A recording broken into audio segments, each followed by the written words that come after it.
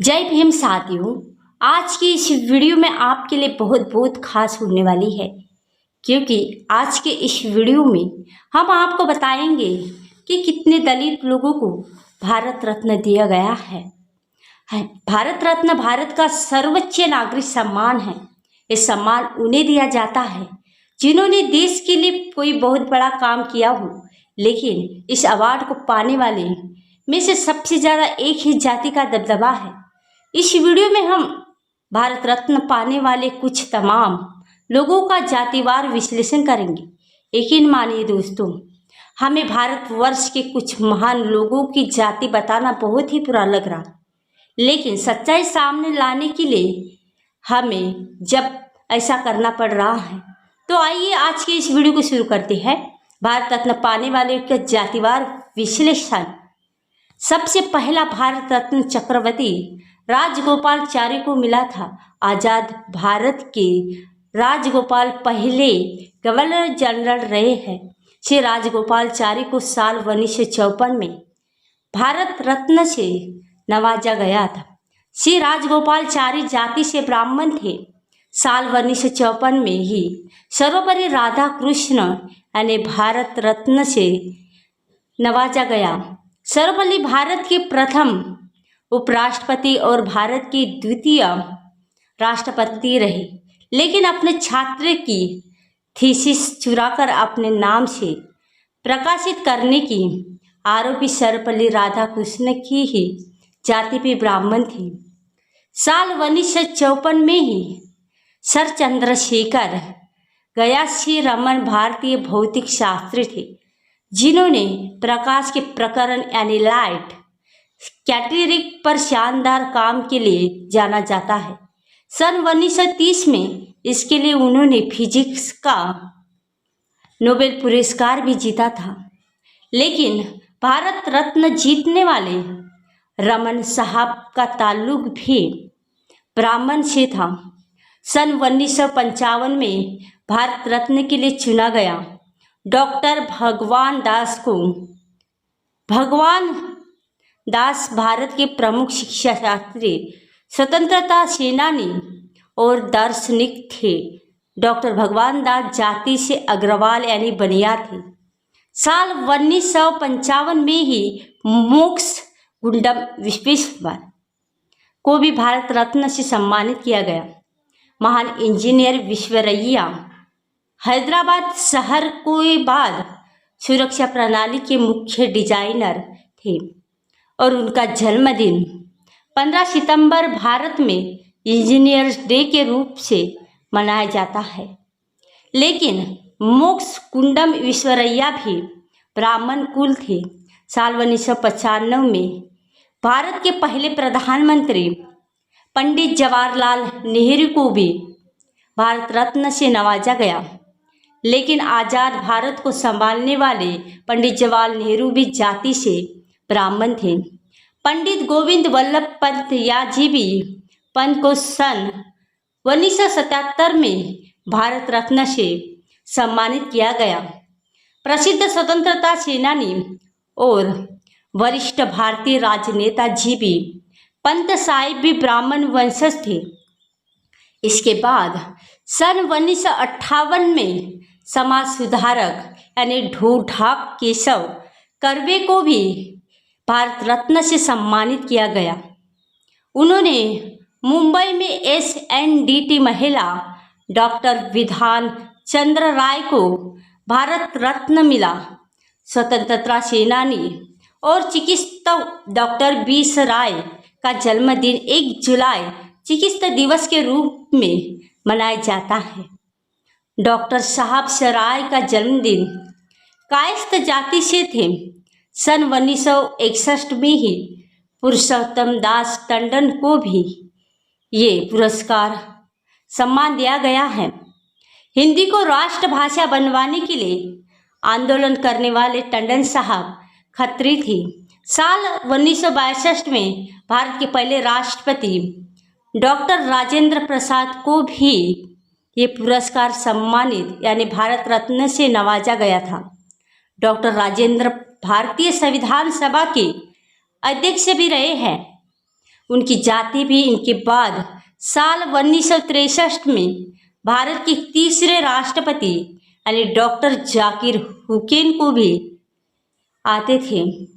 और इसके बाद साल 1976 में के कामराज यानी कुमार स्वामी कामकाज को भारत रत्न मिला। तमिलनाडु के पूर्व मुख्यमंत्री और कांग्रेस के अध्यक्ष रह चुके हैं। और के कामराज जब ब्राह्मण जाति से आते थे तो वो वंचित तबका माना जाता था।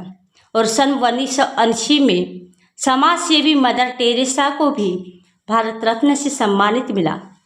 अबलिनिया परिवार में जन्मी मदर टेरेसा यानी रोमन कैथोलिक नंद थे, जिन्होंने सन 1948 में स्वेच्छा से भारतीय नागरिकता ले ली थी। और जब नोबेल शांति पुरस्कार से सम्मानित मदर टेरेसा यानी क्रिश्चियन थी। इसके बाद साल 1983 में आचार्य विनोबा भावे को ये सम्मान दिया गया, लेकिन विनायक नारी भावे भी ब्राह्मण थे। साल 1987 में खान अब्दुल गफ्फार खान को भारत रत्न से भी नवाजा गया। और खान अब्दुल गफ्फार खान सीमा प्रांत और बलूचिस्तान के एक महान राजनेता थे, जिन्होंने भारत के स्वतंत्र संग्राम में भाग लिया। फ्रंटियर गांधी के नाम से मशहूर फार साहेब मुसलमान थे। सन 1988 में तमिल फिल्मों के अभिनेता और राजनीति जमारू दुर्गोपाल नंद रामचंद्र को भी ये अवार्ड दिया गया। एमजीआर के नाम से लोकप्रिय रामचंद्र जलीला के राजनीतिक गुरु भी थे। उन्हें नायर की जाति से संबंधित माना जाता है। इसके बाद सन 1990 में भारत के संविधान निर्माता बाबा साहेब डॉक्टर भीमराव अंबेडकर को भारत रत्न से नवाजा गया। असंख्य दलितों, आदिवासी और पिछड़ों को इंसान का दर्जा दिलाने वाले बाबा साहेब अंबेडकर महार नाम जाति से ताल्लुक़ रखते थे। और इसके बाद 1990 में दक्षिण अफ्रीका के पहले श्वेत राष्ट्रपति नेल्सन मंडेला को भी सम्मान दिया गया। साल 1991 पूर्व प्रधानमंत्री राजीव गांधी को भी भारत रत्न दिया गया।